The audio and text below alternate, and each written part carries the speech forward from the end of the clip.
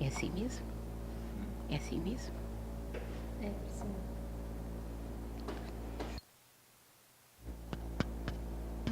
Uhum. Não, mas aqui tá off. Dá uma luz. Uhum. Boa noite a todos. Sejam todos bem-vindos. Mais um ano, mais uma oportunidade, né, da gente trilhar um caminho do bem. Então, eu já falei aqui sobre o perdão. E hoje eu vou falar do perdão e o auto-perdão. É interessante porque às vezes a gente precisa... a gente às vezes não fala assim, eu não quero dar palestra, eu não levo jeito, eu não quero. Mas a palestra não é um ato assim vanglorioso. É para você estudar. E para estudar e aplicar para a gente mesmo. Às vezes, nós que estamos aqui na frente, estudando, né, incumbido de passar o que nós lemos, o que nós estudamos, somos responsáveis. E essa responsabilidade, a leitura diz, né? Perdão das ofensas. Quantas vezes nós temos que perdoar? 70 vezes 7, 70 vezes 7 vezes, né? A gente não vai fazer conta matemática aqui. Mas se eu tenho uma virtude, mas se eu tenho um defeito e tenho uma virtude, eu erro mais no defeito do que aplicar a minha virtude, a gente tem que começar tudo de novo. Então, perdão vem do verbo perdoar, formatado por duas palavras. Perdonare, em latim. Per quer dizer além, além de. E donare, doar, dar. Então o perdão não é nada mais do que dar e ir além, né? Se libertar é se libertar dos sentimentos ruins e se conduzir para um caminho feliz. É um dever, tá vendo como é um dever? Compreender o nosso próximo, mas mais a nós mesmos. Porque eu vou falar um pouquinho do auto-perdão, então eu tenho que olhar para dentro de mim. As minhas faltas, os meus erros, as minhas inabilidades. É tomar as melhores decisões para nortear a vida, eliminando tudo o que se coloca entre você e o outro. No presente, no passado e no futuro. Então é longo. A gente tem que perdoar e muito. É também um processo mental que visa a eliminação de qualquer ressentimento, seja ódio, seja raiva, seja inveja, soberbia e o orgulho, principalmente o orgulho. Então, de acordo com o Evangelho de Jesus, perdoar, ele já veio dando esses exemplos há séculos, há milênios, né? Há quantos aí na leitura? 18 séculos. 18. Já é mais, porque já foi, o livro já está até defasado, né? Então, há quantos ele vem trazendo para a gente, para nós nos amarmos, para amar o próximo. Aí você fala, mas é difícil, né? Difícil principalmente quando nós não conseguimos ver o nosso próximo como o próximo. O nosso colega, o nosso irmão, o nosso vizinho como o nosso próximo. E aí nós temos dificuldades com esse auto-perdão, por conta da desvalorização nossa. Nós mesmos não nos valorizamos. Ora, se somos feitos simples e ignorantes, e que Jesus nos dá a oportunidade de vir nesse planeta, com tanta gente bonita, com tanta gente rica, né? Com tanta gente rica de conhecimentos, ricas de dinheiro, bonitas, né? Naturalmente, plástica, não interessa. Nós somos bonitos, né? Não vem dizer, ai, não, eu sou feio. Só que às vezes, quando a gente está na baixa estima, autoestima, a gente não consegue ver isso, né? A gente só consegue ver os defeitos, só consegue ver, sentir revolta, só consegue ter raiva das coisas. A raiva é um sentimento muito, muito ruim, sabe?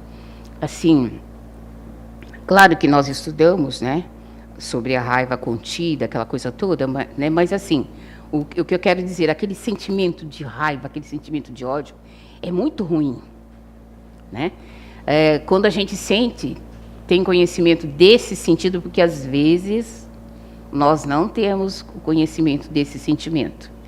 A gente pensa assim, que é só uma coisinha momentânea. Como que a gente percebe que não é momentânea? Final de ano, a gente normalmente tem reuniões em casa, né? Os parentes vêm de longe, a nossa sogra, nosso cunhado, os nossos priminhos, né? Então você está acostumado com aquele sossego, com aquela tranquilidade, e vem aquele batalhão de gente. É gostoso, é gostoso. Mas sempre tem aquela pessoa que gosta de viver no passado, né? Que vai desenterrando aquelas coisas horrorosas que nós fomos. Aí nós fomos mesmo, é passado, gente. Mas lembra quando você fez aquilo comigo? Eu não esqueci. Um dia você vai pagar. Deus é pai. Olha só, você não é capaz de fazer a coisa, então você bota o pai no meio do caminho. Olha só a nossa covardia, né? Então a gente percebe que não é um sentimento tão passageiro. O sentimento de raiva, o sentimento de mágoa, é um sentimento assim que, de vez em quando, você tem a percepção de que ele está ali. E o auto-perdão, eu venho dizer para você, a gente tem que trabalhar isso. A gente tem que ir além disso. Sabe, perdoar o nosso irmão. Naquela época, tem que ver assim, o perdão ele não é rápido. Ele tem caminhos. A gente tem que procurar caminhos. Um dos caminhos que eu aprendi nesta casa, com a palestra de um trabalhador da casa. Quando às vezes vocês não conseguem chegar perto da pessoa, você envolve ela em oração. Mas não aquela oração, Senhor, tenha piedade daquela fulana. Não. De coração. Pede, Senhor, tenha piedade daquela pessoa. Eu não consigo chegar perto dela. Eu não gosto quando ela expõe o meu passado. Eu já fui assim. Hoje em dia eu estou diferente. Sempre colocando ela em oração. Abraça ela em oração. Que um dia ela vai falar isso para você. E você não vai se sentir mal. Porque primeiro, você se auto-perdoou. Eu errei. Talvez eu tenha até pago. Mas Papai do Céu é tão bom que eu não fiquei lá, né, fazendo aquelas maldades, fazendo fofoca e tal. Eu mudei. A pessoa que foi maltratada ou se sentiu humilhada, ela tem que também se auto-perdoar, mas tem que partir de nós. Então o perdão também é responsabilidade e vai além. Além de você se perdoar, você envolver essa pessoa em oração, porque ajuda. Faz com que quebre aquela couraça que tem no coração da pessoa, que faz com que ela fique endurecida, enraivecida.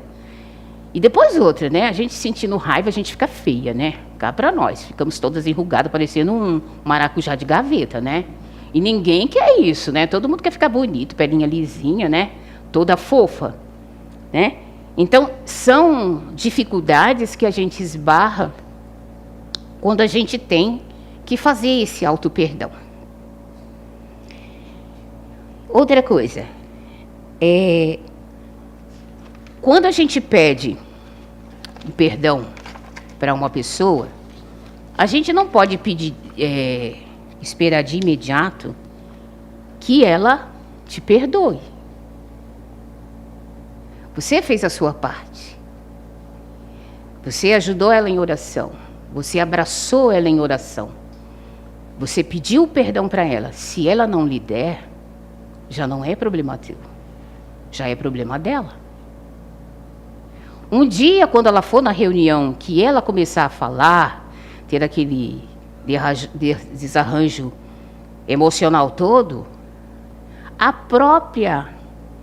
o próprio local, ela vai se sentir indesejada ali. E ela mesma vai se recolher e vai pensar o porquê disso, né? E outra coisa, se a gente também, eu escrevi aqui porque a minha cabeça anda meia ruinzinha. Na nossa vida, às vezes a gente tem alguns intempéries na vida que a gente acha que nada na nossa vida vai para frente, né? O seu trabalho, você não é produtiva, né? Se sente não produtiva. Na tua família parece que ninguém te entende, né? Parece que nada anda. Você reclama, puxa vida, eu ajudo fulano, eu ajudo Beltrano, e quando eu preciso de ajuda, eu estou sempre sozinha. A minha vida parece que é um castigo, mas não é castigo. Às vezes a gente tem esses intempéries na vida para a gente se autorrecolher, analisar um pouco as nossas vidas, analisar um pouco o que é que nós estamos querendo da nossa vida. No princípio da nossa reunião na CIU, Alice leu uma mensagem para nós que o Espírito pede maturidade para nós, né? E uma das maturidades que nós temos que trabalhar é o perdão e o auto-perdão. Temos que ser perfeitos?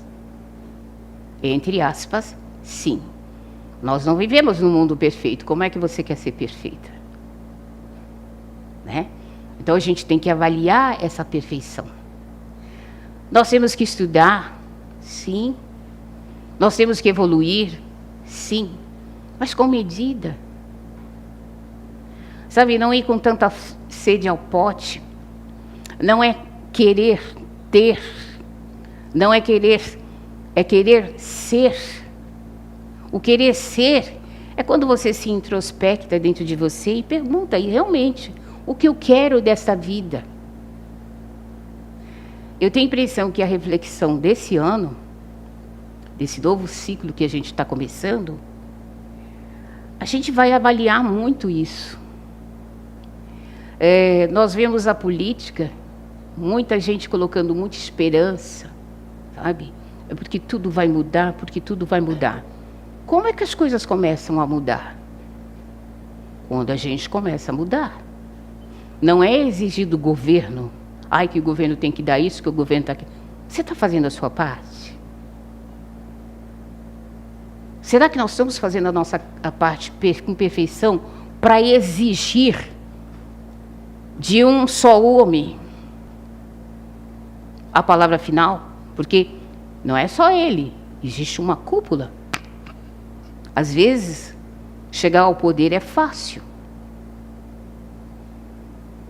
Administrar ele é difícil.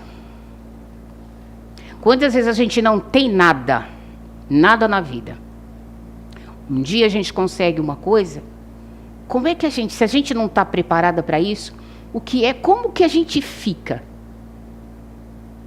Transtornada, né? Principalmente se for o poder. Eu posso, eu mando, eu faço. Eu mando, porque fazer é difícil, né? Normalmente, quando a gente tem o poder na mão, a gente não faz nada, a gente manda. E é correto isso? Não seria mais fácil a gente arregaçar as mangas e fazermos juntos? Quantas situações no trabalho, eu mesma já presenciei isso, porque a gente trabalha em sessões e a gente vê isso. Colegas de trabalho que mandam a gente fazer um determinado trabalho. E ela explica para você, e você, com a tua percepção das coisas, faz do teu jeito, né? Ela desenhou, tal, você vai lá e faz. E a pessoa tá te observando. De repente, você fez tudo direitinho. Você fez o trajeto tudo bonitinho, digamos, da costura. Fez o trajeto tudo direitinho, saiu perfeito. Porém, a agulha que você colocou não foi do jeito dela. Você colocou do teu jeito, porque era mais fácil para você. As pessoas chegam perto de você e falam assim, eu não falei que não era assim. Tá tudo bonitinho. Mas o caminho que ele fez não foi o caminho que ela quis que fizesse. A pessoa fez do modo dela, do jeito dela. Quantas pessoas não são injuriadas, né? Quantas pessoas não são humilhadas por causa disso? Isso não é um intempéries? Não é a falta de amor, não é falta de caridade com a pessoa? Então, como que a gente pode exigir da pessoa se eu não tenho? Né? Então, vamos refletir. Vamos refletir sobre isso. Vamos nos auto-perdoar. E auto-perdoar não é se resignar, não. É procurar fazer o melhor que você pode, mas também ver o melhor que o teu colega, que o teu irmão pôde fazer para você. Porque a cobrança é boa, gente. A cobrança é boa. Faz a gente crescer. Eu estava falando com as meninas antes de sair, que assim, eu gosto de trabalhar com pessoas ativas, pessoas que são dinâmicas e tal. Eu, às vezes, me perco no dinamismo delas. Porque, às vezes, as pessoas são tão intensas que elas me cansam. Então, o que eu faço? Eu vou e dou o meu melhor. Quando eu não posso dar mais, eu me retiro. Isso é se auto-perdoar. Eu ainda não estou capaz de seguir os passos daquela pessoa.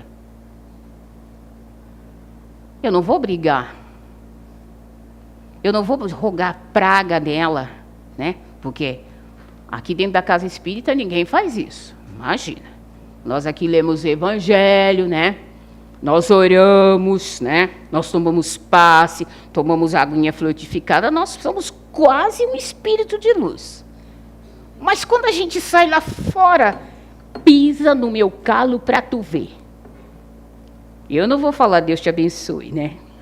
Eu vou, poxa, no mínimo, você não viu o meu pezinho, querida? Né? Então, assim, a gente tem que parar para pensar. Se eu não quero que faça comigo, como que eu vou fazer com meu amigo? Como que eu vou fazer com meu irmão? E aí, Jesus diz para Pedro, né? Que Pedro pergunta para ele, quantas vezes eu tenho que perdoar o meu irmão? Ah, meu filho, muitas vezes. Porque é normal você falar assim, ah, mas eu perdoei. Sim, mas você está fazendo conta? O Evangelho diz, né? É 70 vezes 7. Sim, naquela hora que você pisou no meu pé, eu te disse, pedi desculpa. Ótimo. É.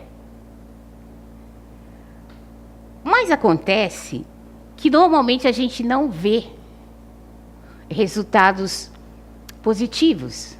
A gente só vê resultados negativos, né? Olha o defeito de um, olha o defeito do outro. Ah, porque fulano foi grosso comigo, eu engoli. Mas você não deve engolir.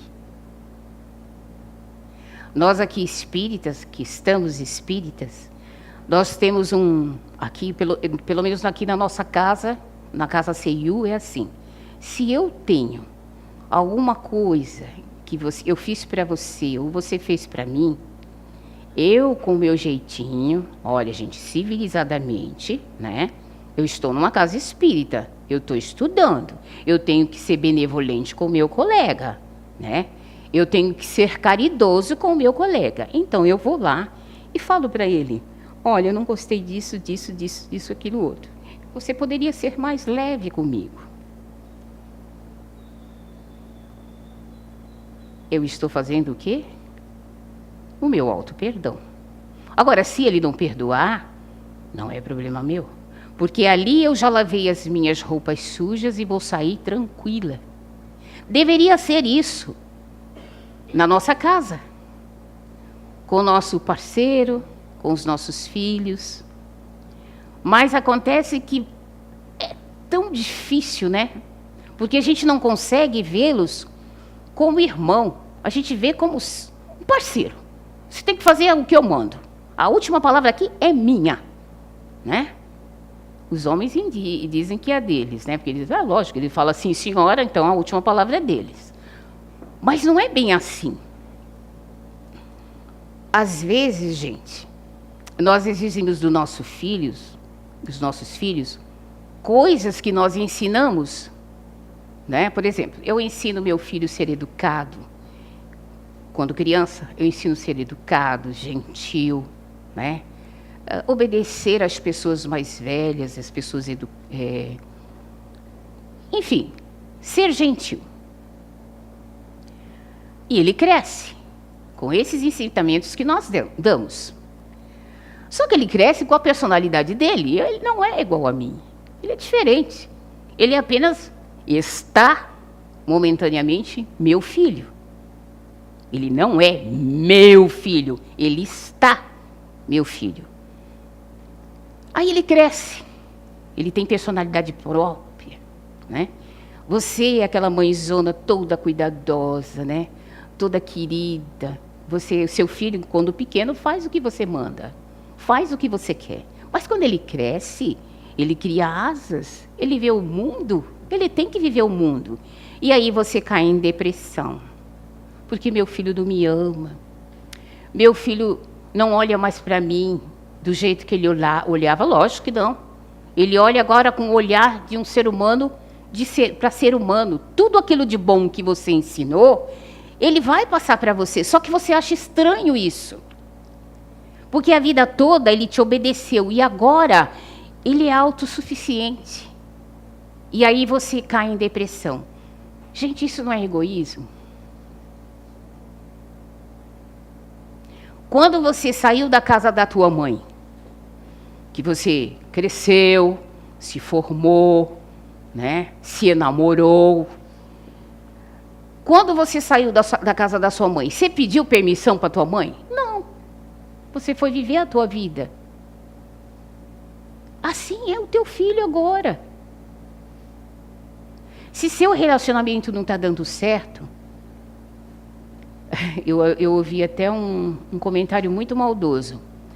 Mas se seu relacionamento não está dando certo, não é culpa só de um. É culpa dos dois. Às vezes nós somos bem chata mesmo. Somos exigentes demais, né?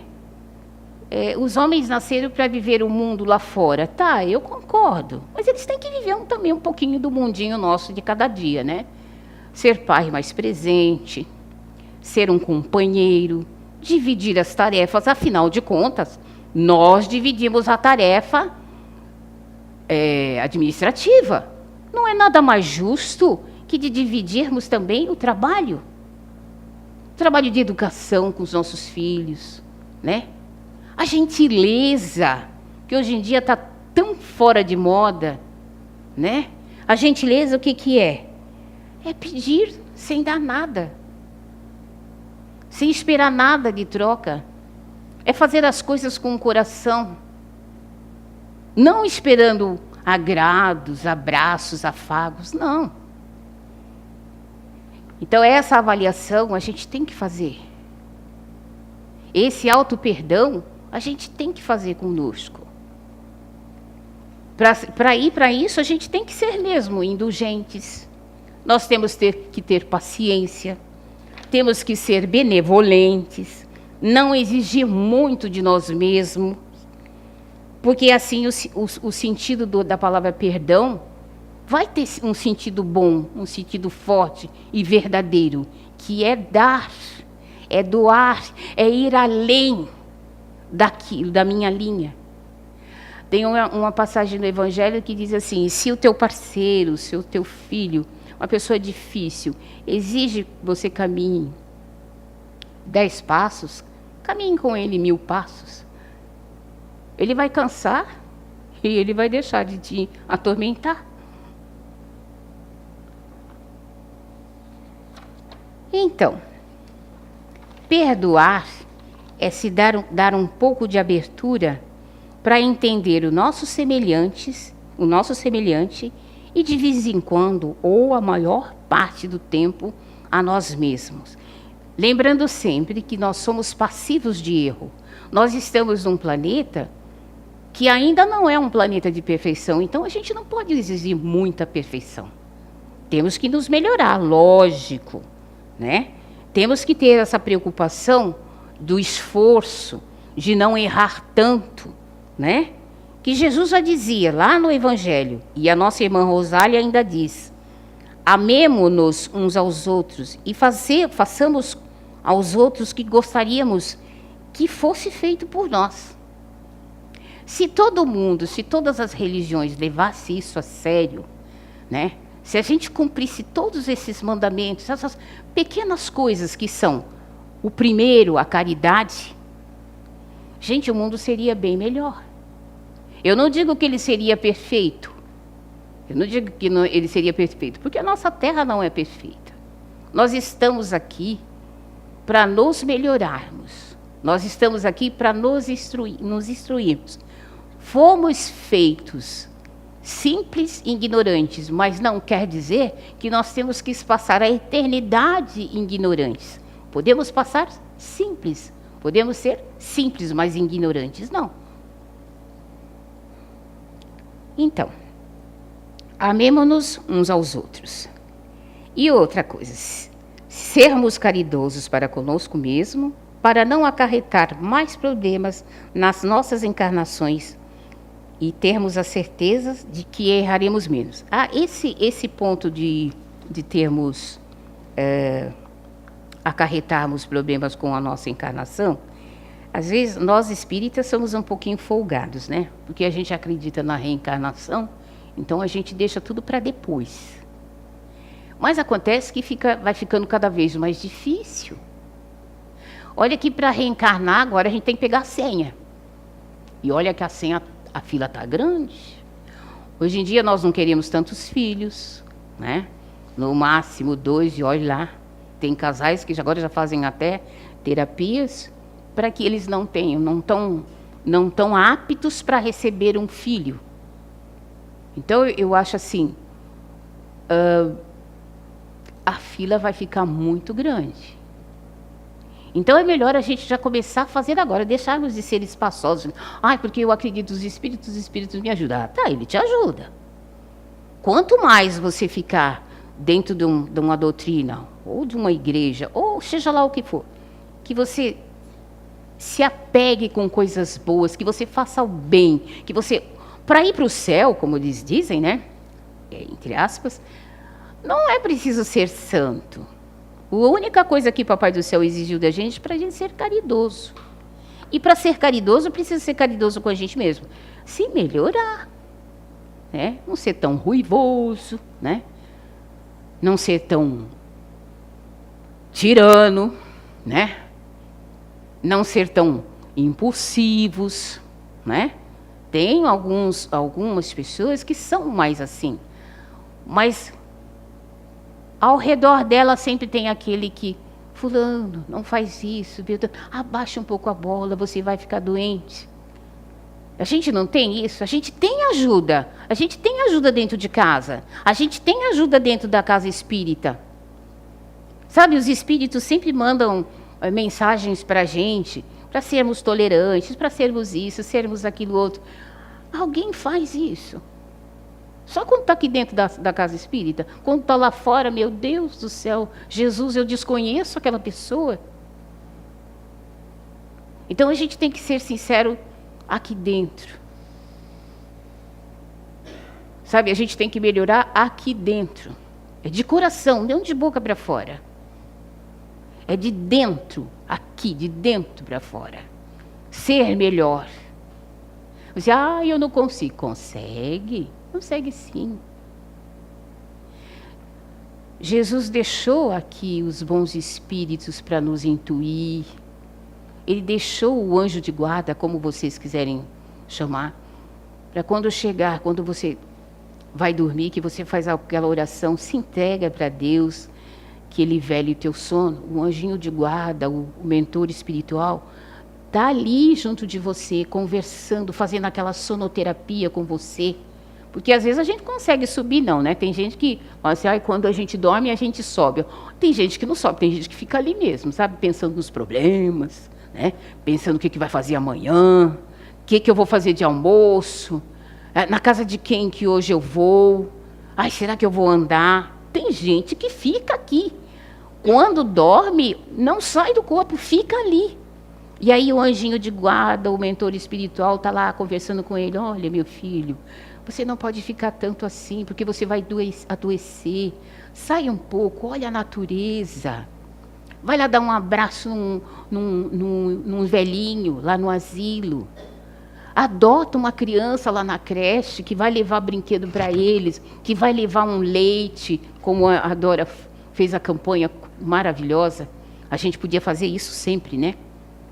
Porque a gente não vive só de leite, eles não vivem só de leite. Tem fralda, né? Tem pijaminha. Então, alguém adote um velhinho lá. Isso é caridade. E você fazendo a caridade, o mentor espiritual seu vai sempre falar assim, olha, mas amanhã você pode fazer isso. Aí você fala assim, olha, eu tive uma ideia, hoje eu vou fazer isso. Assim, ideia sua nada, foi o teu anjo de guarda quem te inspirou. Mas vai lá, faz. Você vai ficando mais leve. Não se preocupa tanto com a vida. A vida é para se preocupar, mas não é para se martirizar. Nós nascemos aqui para ser felizes, gente. Sabe? Esse negócio de, porque sou espírita, não existe karma. Existe calma. Isso sim, você tem que ter calma para enfrentar os problemas que aparecem. E que foi lá em cima, você junto com o teu mentor espiritual, falou que queria vir assim, naquela família, com aquele pai, com aquela mãe, com aquela sogra, com aquela tia. Foi você que fez junto. Não foi imposto para você. Com exceções de alguns espíritos que não tem jeito, meu filho, vai. Né? São as encarnações compulsórias, eles têm que vir e pronto, começar do zero. Mas mesmo assim, foi feita uma programação para aquele receber, para aquele outro receber, porque ele é mais calmo, mais tranquilo, ou então ele é mais enérgico, porque é um espírito muito parado, ele precisa de vez em quando de um empurrãozinho. Né? Então, tudo é planejado, nada é jogado assim. Gente, nós somos filhos de um Pai eterno. Olha que maravilha. Ele mandou um espírito de luz. Aliás, ele mandou vários, né? Mas Jesus, o mentor espiritual do planeta Terra, quando foi mandado para vir para cá, a Terra era um negócio fora de série, né? Era uma bola de fogo. E aí vieram os organizadores junto com ele, fez essa maravilha, esse mundo maravilhoso para nós. Papai do céu não quer fazer as coisas e ficar sozinho. Ele quer que a gente cresça junto. Nós jamais seremos um Deus, é lógico, imagina, eu penso em ser um Deus, mas olha, eu tenho que vir muito. E eu não vou ser uma deusa. Provavelmente, a gente pode se programar. Provavelmente, quem sabe, trabalhar também numa nebulosa, né? Eu ser o carregadorzinho de terra lá, né, para fazer o chãozinho. Por que não? Né? Então a gente tem que pensar assim. ir para frente. E na vida também ir para frente. Não nascemos para ser pobres, miseráveis, não.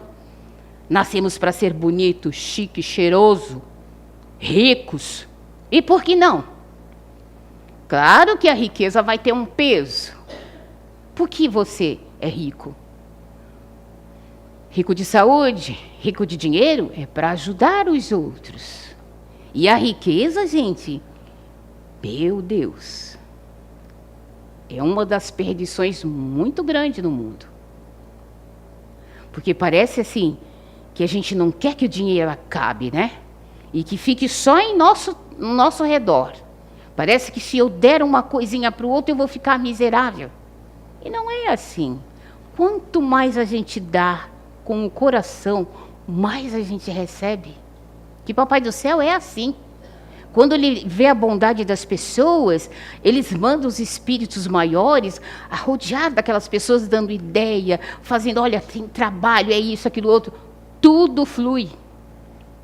Mas tem que partir de nós. Do nosso auto-perdão, né? Das nossas mesquinharias, deixar para fora. E eu sempre falo assim, a Anice também fala isso, né? Quando a gente está dentro de uma filosofia espiritual, ou dentro, vou falar casa espírita, a gente tem que, você fala assim, mas se você fica enfiado dentro daquela casa espírita, meu marido falava muito isso, né?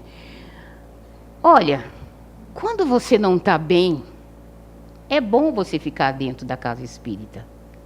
É bom você fazer boas leituras, sim. Porque você se acerca de espíritos bons.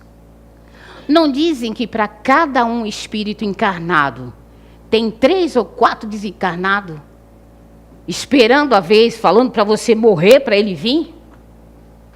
Né? Não tem vários espíritos obsediando, ou a gente até obsedia ele, porque nós chamamos com os nossos pensamentos, com as nossas péssimas ações, nós chamamos, entramos em sintonia com eles e eles acabam vindo, porque estamos no mesmo patamar. Aí ele vem. E aí você está melhorzinha, aí você, opa, eu vou sugar um pouquinho da energia dele. Aí você já fica lá, de asinha caída, pneu arriado, farol baixo, né? Mas é você que chama.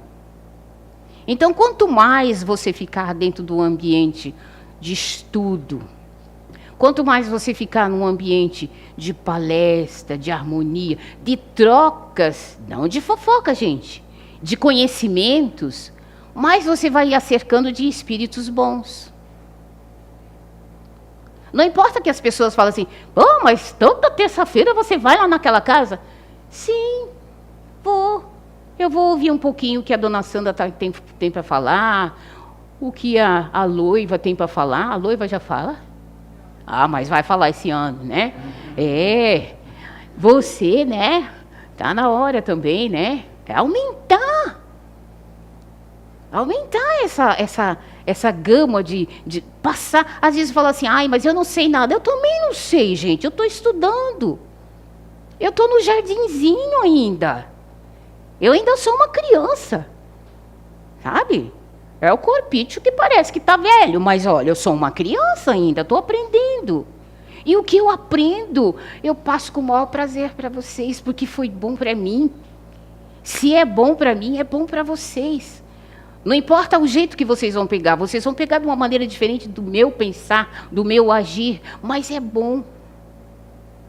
Então façam isso, façam essa reflexão. Porque quando nós nos agrupamos dentro de uma casa espírita,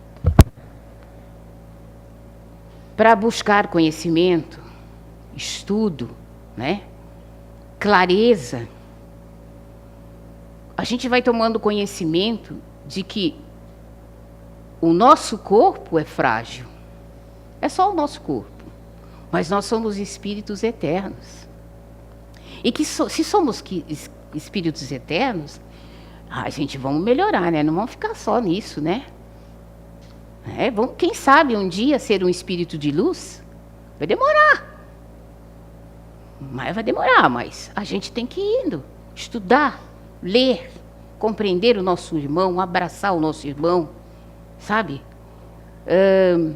Fazer visitas para os idosos, fazer visitas lá para os hospitais, às vezes segurar a mãozinha de uma criança tomando quimioterapia, né? De um velhinho desanimado da vida, e você chega lá, você faz assim, você olha assim, te corta o coração, porque você se pôs no lugar dele, você sentiu a dor dele. E aí, de repente, você vai falar palavras de carinho com ele, e é ele que te abraça, te dando força. Então, essa troca é muito importante, mas faça de coração. Ai, não faça porque, eu vou fazer porque eu não quero ir para o umbral. Olha, gente, o umbral tá até legal, tá? O umbral tá até legal. O problema é reencarnar, tá? O problema é reencarnar. Eu ouvi de um palestrante contando uma historinha, e aí eu fiquei pensando assim, puxa, que legal. Se para a gente crescer, para você fazer o auto-perdão, a gente tem que fazer a caridade, a gente tem que trabalhar o nosso mental, trabalhar o nosso físico, tudo é trabalho, né? E aí ele disse assim, que lá no umbral, ele estava numa mesa mediúnica, e aí ele conta que tinha um irmãozinho que estava difícil de ouvir o irmão. Olha, ele foi uma pessoa muito rude, e lá no umbral ele sofreu bastante, né? E já estava na hora dele sair para conhecer outros lugares um pouquinho melhor. E aí ele estava brigando com o espírito, batendo boca com o espírito, porque ele não ia, porque ele estava ali há muito tempo. E quem era ele para tirar? Lampião ouviu. Pode deixar, eu vou lá. Pegou o facão e foi lá no umbral. Aí falou para ele, você está vendo? Ele está te chamando. Levantou o facão e falou assim, você vai ou não vai? Bom, aí o final da história você já sabe, o espírito veio, conheceu outras coisas. Ora, gente, se o nosso irmão Lampião está trabalhando, vocês estão se queixando de quê? Vocês estão num paraíso. Então vamos lá, vamos trabalhar, vamos arregaçar as nossas mangas. Vamos lá estudar, ter conhecimento da doutrina espírita, porque é uma doutrina rica, de conhecimentos. O Evangelho de Jesus, eu sempre falo que o Evangelho, segundo o Espiritismo, é um manual. Tudo o que você quiser, todas as perguntas, as indagações que você quiser, você vai encontrar ali. E através de parábolas, através de exemplos, e dado de uma maneira bem gostosa, bem pacífica. Porque Jesus era bem pacífico para os humildes, né, para os pobres. Ele sacudia a roseira com aqueles que se vestiam de homens de bem, né? Naquela época os impostos já eram altos, né? E às vezes se pagavam com sangue, com a própria vida, né? Então com esses, Jesus era implacável. Ele enfrentava, batia de frente, porque eles tinham conhecimento, mas não colocavam em prática. Ora, nós somos simples e ignorantes, mas Papai do Céu é fantástico com a gente. Olha que lugar maravilhoso que nós viemos nascer. Gente, eu sempre falo, Blumenau para mim é um paraíso. Se vocês saírem aí fora, ou até mesmo fora do Brasil, não é a mesma coisa. Não é a mesma coisa. Eu ainda não tive o privilégio de sair fora do Brasil. Eu sempre viajo pelo meu Brasil afora. E eu já vejo a diversidade que tem. Então, assim, nós estamos num lugar que nós temos água, nós temos natureza, nós temos bichinhos. Agora, no verão, vocês veem na beirada do rio, as capivaras todas cheias de filhinho, coisa mais rica. A natureza mostrando para a gente que nós temos tudo ali. Por que nós reclamamos tanto? Não é falta de trabalho? Então sintam-se todos trabalhadores, regaçem as mangas e vamos ao trabalho. Muita paz a todos.